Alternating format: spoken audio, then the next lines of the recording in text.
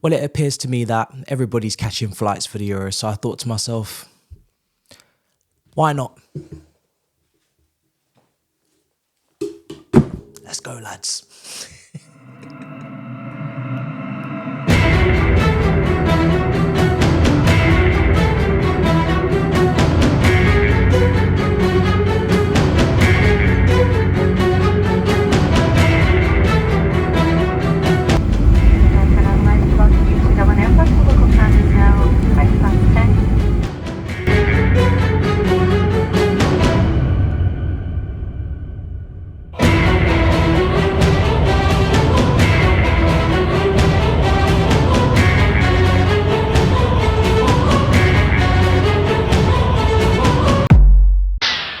Yo people, welcome back to the YouTube channel. You already know what time it is. It's time for another video. Big up your damn selves in the building. Make sure you smash up the likes. What's going on? I said I was going to Germany. I lied. Okay, I lied. Well, I didn't say I was going to Germany. I said I was catching a flight around the Euros time, and I did. I just ended up in Ireland in the middle of absolutely nowhere, and I thought I'd bring a video, but it's sitting on a fence in a random field in a random town, which I will not disclose because this is my peaceful place. But wow, what a place. What a place. I mean, quite incredible. Now, as you can see, there is a pimple right in the middle of my forehead, and it is making me quite angry. So we're going to get on with the video. This, ladies and gentlemen, this is the transfer window. Regurgitated rumblings and foolishness of the highest order.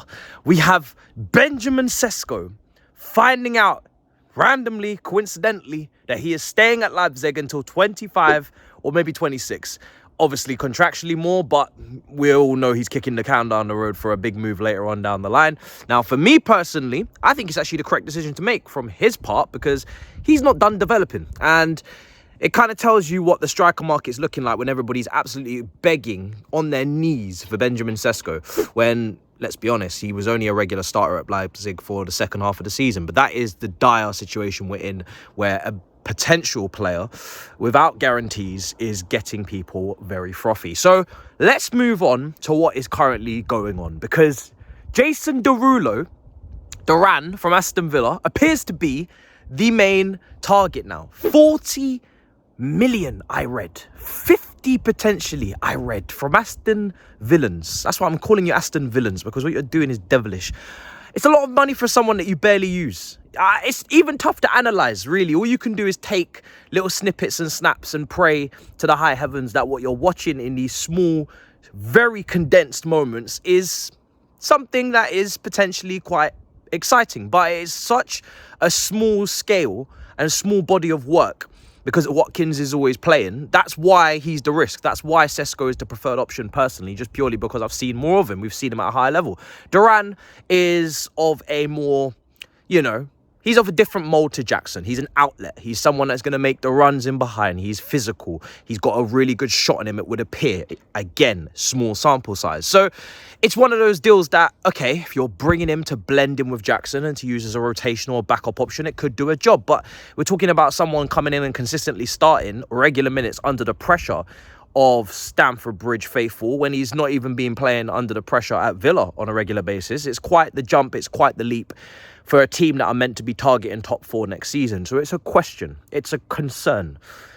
I'm not even here to, dunk on the talent. I'm done with getting outraged about bringing in only potential players and not having many guarantees, because that's the model that we're on and the model that we're following. And there's many reasons why, because obviously the wage structure, but also potentially because of the resale. But yeah, it would be nice if we could shake it up a little bit and bring in someone just a little bit more experienced, because we've got so many young strikers.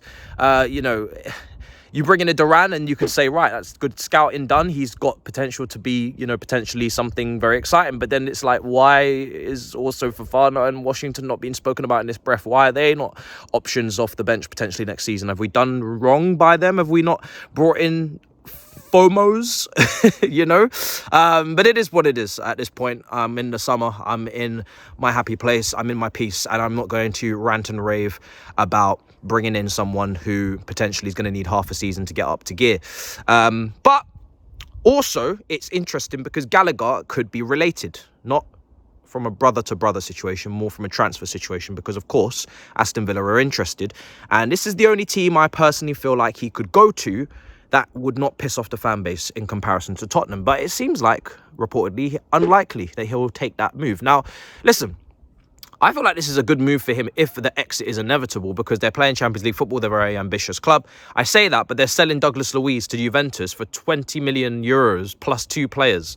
And I don't believe that the valuation of those 2 players involved in the deal is the level required to replace a Douglas Luiz. I don't really know what's going on right now. Maybe it's PSR, maybe it's FFP. But it's a shame for Villa if they have to lose Douglas Luiz on such a crazy deal, because I think that player is worth a minimum of 50 million. So, and I'm talking pounds, not euros. So I don't know what's going on over there, but maybe Gallagher's going to be involved with Ross Barkley and replacing him, even though they're completely different profiles. We'll see what happens. But as I've always said, Gallagher holds the keys. He holds the keys, and he has his wallet and his phone. And he's not confused about it one bit, and he won't be, robbed. He won't be held up in the streets. He knows exactly where he is and where he's going, and he may decide to go nowhere, and that will be his decision that no one can really take from him. So he's got all of the cards in this poker game, and I'm very interested to see how he will play this game, because yeah, it could be a slap in the face to the board, to be honest. Also, which I found so funny, let me just throw this in. Levi Colwill. This is why I prefer to just come in every couple of days with you guys right now until the Euro starts. And then we go with the watch-alongs, and we will be doing watch-alongs. And I have got some brilliant branding coming. But it's like, it was half an hour of madness before Fabrizio came and shut that shit down, and rightly so. Of course, Levi Colwill's not going to Bayern Munich. Of course, one, they probably can't afford him. And B, it was all Jonathan Tah and Bayer Leverkusen, and will we get him? And then they ended up closing that deal. But Levi Colwill, people like to kind of throw his name into the ring these days because they have the previous incident, I guess, with Brighton and his lack of commitment or whatnot, and people start shitting themselves. Listen, Levi Colwill's not going anywhere. I could have told you that yesterday, the day before, last week, last month. It's just not happening. The brother's on a 6-year deal. Not everybody right now in the academy is pure profit. It depends on the quality. Clearly, if their board or the directors rate the player, and they clearly definitely rate Colwill, is someone that they have been raving about for quite some time and did a lot to keep. Remember, they were the ones that almost made sure he didn't get sold when Thomas Tuchel was in charge. And this was one of the things I disagreed with Tuchel on, is that Tuchel didn't really seem to be too interested in keeping Colwill, or didn't really want to put the energy into really, keeping Colwill. So he ended up getting loaned instead of sold, which definitely could have happened, because in pre-season it just didn't really mirror up nicely for the two. So they have actually been the ones to keep him here, if anything, not the other way around. So yeah, nice that that's been put to bed. Very nice. Trevor Chalobah. This is like a wonderful roundup, because why are they trying to tell us that Trevor Chalobah can't play Maresca ball? I think Trevor Chalobah would be Leicester City's best fucking player, let alone centre-back, just best player, at least top 2. So, and I'm just trying not to be disrespectful to the whole squad, so I'm going to just leave it to that, but pretty sure best player. I'm pretty sure he could play Maresca ball. I'm almost 199% certain he could play Maresca ball. But anyway, he's a good player. He's a good ball playing centre-back. I think we all remember the pass to Madueke in behind last season at Stamford Bridge. Wonderful, swooping, right-footed curved ball in behind. He's a very good player. Let's not try to lie here. Just admit it. Be honest that you don't want to keep him for pure profit reasons. It's not something that we're not aware of. You don't have to fabricate some sort of random story as to why he doesn't fit the plans. We all know what's going on. Don't lie to our faces. Jesus. Have some respect for us, Have some respect for the fan base, for the people of this institution. It's ridiculous trying to lie to us. But anyway, so that's that. He will be on his way, I'm sure, because I don't think he's as desperate to stay as Gallagher. I think he will entertain the options of leaving if the move does suit, and if the clubs coming in take a fancy to him. And he will... I think he will go, because yeah, it's inevitable. Even though his contract is so long, it's up until like 2028, and we should be asking for more money, in my opinion. But hey, this is where we are. So yeah, very interesting times. But yeah, it's an interesting situation. Finally, I believe, if I haven't forgotten anything, Andre Santos, my boy, seems like reportedly he will be staying with the club and not going out on loan or being sold. Now, he was never going to be sold because he hasn't even reached his optimum price point in terms of his development. But a loan deal was something that I was very much expecting potentially. But I believe, and I said this last preseason, I said this in January, in the Preston preview, if you want to go and even check it, Santos should be in the first team. Santos should be here. If there's anyone who can play in that pivot next to Caicedo or next to Alavia or come in when Enzo needs a rest, it's Santos. I saw what I saw in pre-season. My eyes did not deceive me. Yes, I am blind, but my eyes did not deceive me. That right there is an intelligent, high IQ player. And I believe that not only can he offer things in the first phase, he's press resistant, he can pass, he can scan. He's, like I said, a little bit of a leader as well. But he can also be one of the midfielders, if not the only one outside of Gallagher if he leaves, that actually can get goals. It's something that he's been able to do in his young career, is get goals. Even at Strasbourg, I think he chipped in with a couple. So I would love to keep him. I think he offers something different to the midfield, but he also offers what is needed in the midfield when those first choice selectors are gone. And I think the Conference League, he'll absolutely smash it, absolutely nyam it. So I would love for Santos to stay, and I'm glad that the report is coming out, but we'll see how preseason goes. It probably will be between him and Okechukwu.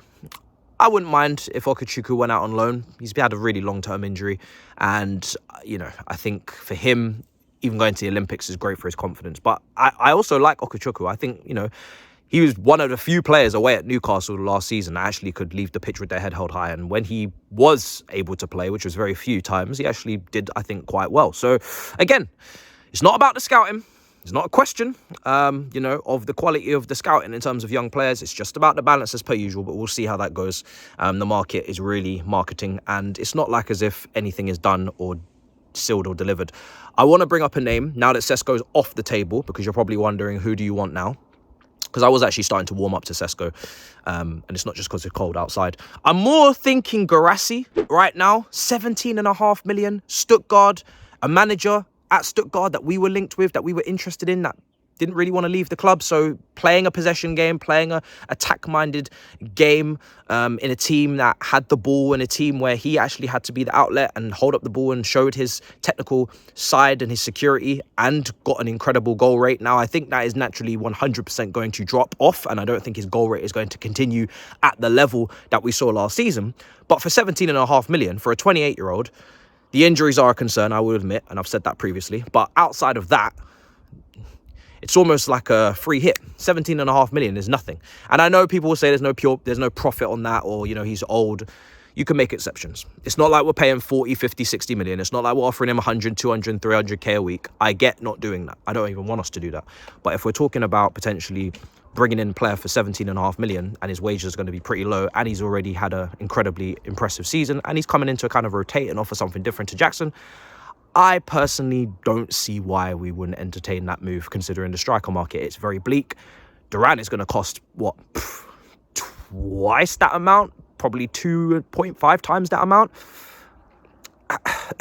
Personally, for me, it's a gamble going into these price ranges for players that we don't really know what we're getting over the course of a season, despite the underlying metrics and having the most goals per 90, obviously, because he's only played like 5 games or 5 full 90s, Duran. But yeah, you guys let me know what you think, because I'm kind of in the countryside and I'm chilling, bruv. I need to stop saying bruv. I've said a bruv a lot of times recently because Castillo. But yeah, I will be back in London very soon. So you're not going to get another one of these vloggy, deceptive, deceiving type I'm going to Germany but I'm not type videos. I hope you enjoyed it, but I don't plan to keep on doing this now. I'm going to be back, and when I do come back, I will be doing watch-alongs for the first game on Friday for the Euros, and we will be doing something called a game a day. It's the format. It's the way we're going. A game a day, not 3 games in one day. Not killing myself. Not crying after not eating for 8 hours straight. Just a game a day. Healthy, balanced, beautiful. And we're picking the best game of the day every day to cover, and it's going to be great. So looking forward to it. And looking forward to coming back into my studio because it smells like horse shit. I'm not a fan, personally. Make sure you smash up the likes. Make sure you subscribe. And I'll see you guys next time. In a bit, people. Peace.